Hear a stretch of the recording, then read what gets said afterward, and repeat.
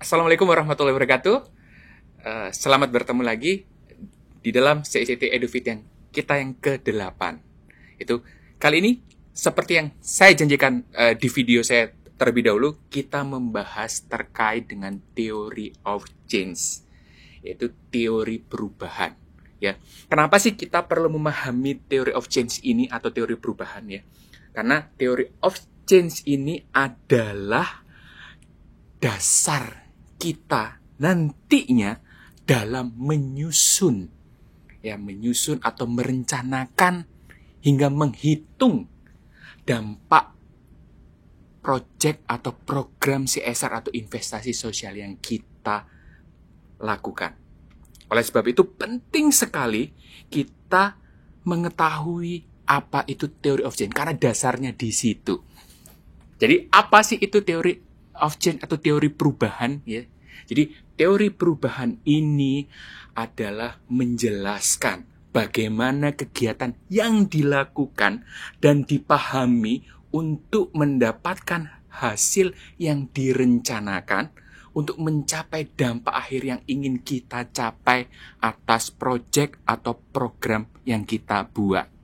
Jadi theory of change ini juga merupakan langkah-langkah untuk memastikan aktivitas dan sumber daya yang kita keluarkan yaitu digunakan sesuai dengan perencanaan agar perubahan tersebut dapat tercapai.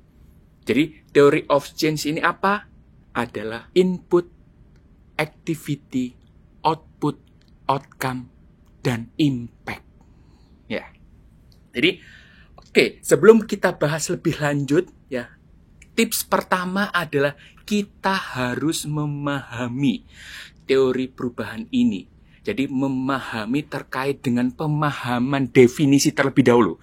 Karena definisinya pastinya kita akan berbeda-beda. Oleh sebab itu penting sekali kita di dalam level pemahaman yang sama terkait dengan definisi ini. Karena kalau pemahaman terkait dengan definisi ini sama, kita akan jalan di dalam prosesnya ke depan akan lebih mudah. Ya, oke. Di definisi pertama terkait dengan pemangku kepentingan atau stakeholder. Banyak sekali definisi terkait dengan pemangku kepentingan ini. Tetapi yang ingin saya sampaikan di sini adalah definisi terkait dengan pemangku kepentingan ini adalah sebuah organisasi atau individu yang membuat dampak, ya, yang membuat perubahan atau yang terkena dampak atau perubahan dari aktivitas, dari proyek atau program yang kita buat atau kita jalankan. Kemudian yang kedua terkait dengan apa sih itu definisi activity. Jadi activity adalah sebuah kegiatan ya yang kita lakukan dalam menjalankan sebuah proyek atau program. Kemudian yang ketiga definisi input. Apa sih itu input? Gitu ya. Input adalah segala sesuatu sumber daya yang diinvestasikan pemangku kepentingan untuk mewujudkan sebuah aktivitas atau sebuah proyek. Kemudian yang keempat definisi output. Output di sini adalah apa? Ringkasan kuantitatif hasil dari sebuah kegiatan. Ya, jadi numbersnya berapa kali, berapa orang itu adalah output.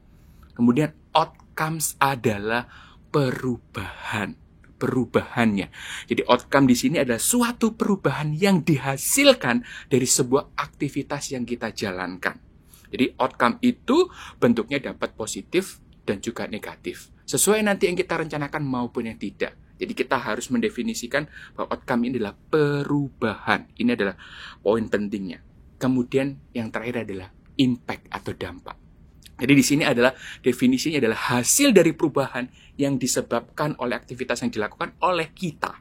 Jadi dampak ini bisa sesuai dengan outcome tadi, bisa positif dan negatif dan sesuai dengan tujuan yang kita rencanakan maupun tidak direncanakan atau tidak kita inginkan. Ya, itu tadi pemahaman kita harus sama terlebih dahulu. Kemudian di dalam membuat teori perubahan ini, biasanya kita bisa buat di dalam proses perencanaan bagaimana kita menciptakan perubahan atau menciptakan dampak atau mengevaluasi dampak yang kita ciptakan. Ya, jadi kalau kita ngomongin perencanaan berarti di sini apa?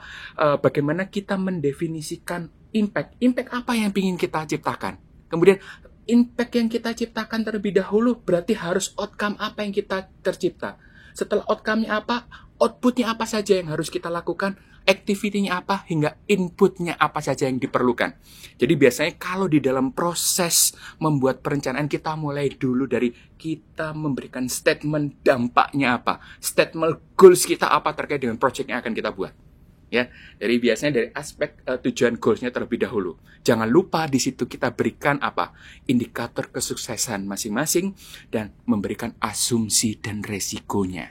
Ya, apabila untuk mengevaluasi dampak, nah, evaluasi dampak kita memberikan justifikasi terkait dengan inputnya apa saja yang sudah dikeluarkan, atau yang sudah diinvestasikan, activity-nya, output-nya, outcome-nya hingga dampaknya apa akhirnya.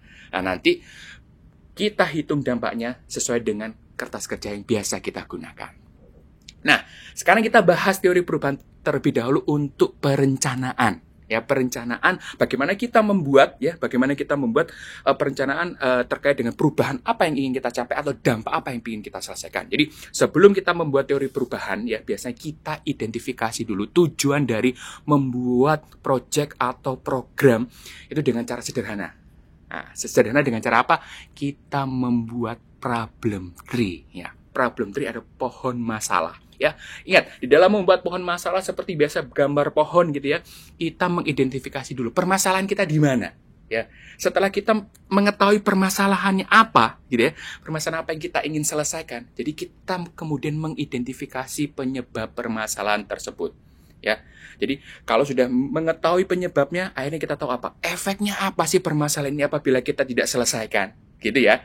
Jadi data permasalahan dan penyebab ini bisa didapatkan dari data pemetaan sosial, ya pemetaan sosial yang dilakukan sehingga kita dapat mendapatkan data yang komprehensif mengenai permasalahan dan strategi yang akan kita buat, yaitu dengan membuat theory of change nanti. Oke, sekarang kita buat contoh kasus sederhana, ya, yaitu apabila ada kasus produksi bawang merah tidak cukup bagi penduduk masyarakat di Brebes. Jadi langkahnya kita buat identifikasi dulu ya, permasalahannya, penyebabnya apa permasalahan tersebut dan akibatnya apa. Jadi cause and effect. Kemudian permasalahan tersebut kita rubah menjadi solusi. Ya, sebagai contoh, ada permasalahan produksi bawang merah tidak cukup bagi penduduk masyarakat di Brebes. Dikarenakan apa penyebabnya? Karena mereka ternyata praktek pertaniannya nggak cocok nih dijalankan oleh masyarakat di sana. Karena apa? Gitu ya? Oh, karena mereka itu selama ini nggak pernah mendapatkan layanan dukungan, tidak pernah mendapatkan pelatihan mendapatkan pelatihan dari pihak lain. Kemudian apalagi? Oh, ternyata struktur irigasinya banyak yang rusak. Oke, dari permasalahan-permasalahan tersebut akhirnya apa? Kalau tidak kita perbaiki apa efeknya? Nanti efeknya apa? Stabilitas pangan akan terancam. Kriminalitas mungkin akan meningkat. Kemiskinan akan meningkat. Dan lain sebagainya. Oleh sebab itu, dari permasalahan tersebut kita rubah menjadi tujuan. Jadi tujuan kita nanti apa? Bagaimana produksi bawang merah itu cukup bagi penduduk masyarakat di Brebes. Kemudian dengan cara apa? Praktek pertaniannya harus kita benarkan, harus mereka sesuai, mereka cocok pertaniannya. Kemudian apa? Mereka mendapatkan layanan dukungan. Kemudian apa? Struktur irigasinya berarti harus juga sudah diperbaiki. Nah, ini kita rubah permasalahannya itu menjadi sebuah tujuan. Akhirnya, setelah itu kita bisa buat teori perubahan secara sederhana. Jadi, kita identifikasi teori perubahannya. Jadi, apa sih goals-nya? Gitu ya, goals-nya yang ingin kita capai, yaitu kita memberikan impact statement-nya. Jadi, apa? Produksi bawang merah cukup dan meningkat bagi masyarakat desa Brebes. Ya. Jadi, setelah kita memberikan impact statement, akhirnya apa? Outcome perubahan yang harus tercapai apa untuk mencapai dampak yang kita ciptakan, ya. Jadi perubahannya apa? Jadi perubahannya di sini apa? Mereka itu harus melakukan praktek pertanian yang tepat, gitu. Mereka sudah mendapatkan layanan dukungan dan struktur irigasinya sudah berfungsi secara optimal. Jadi nggak ada yang rusak lagi. Berarti dari supaya outcomes-nya itu tercapai, berarti harus ada apa? Output-nya. Output-nya, ringkasan kuantitatif apa saja untuk outcome-nya itu bisa tercapai. Di sini berarti apa? Contohnya, petani di sana harus mengikuti pelatihan 2 kali dalam berapa bulan? 3 bulan mungkin. Kemudian mereka harus mengerti bagaimana melakukan praktek pertanian yang tepat. Kemudian mereka harus ada kelembagaan yang mengontrol.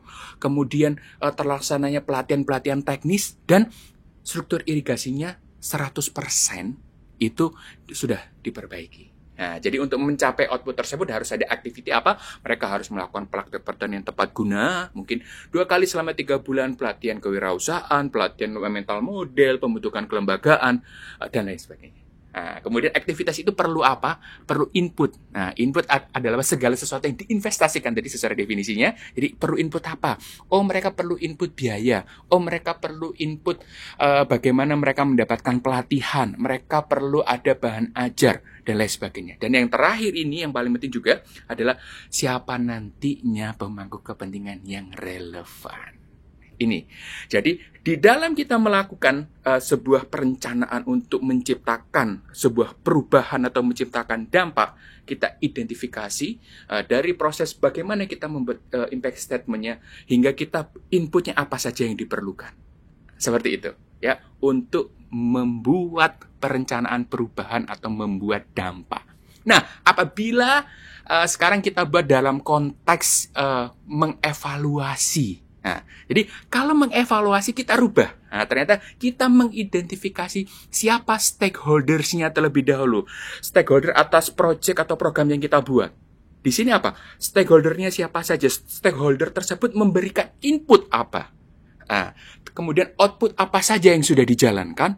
Perubahan apa yang dirasakan hingga dampaknya apa?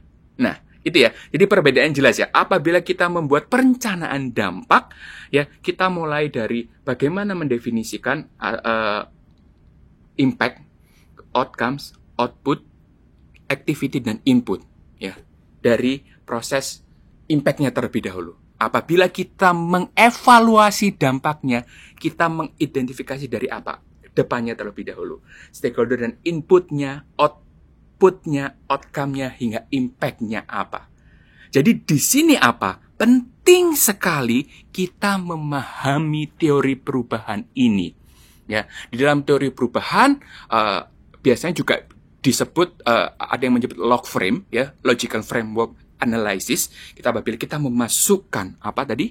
Indikator kesuksesan dari masing-masing.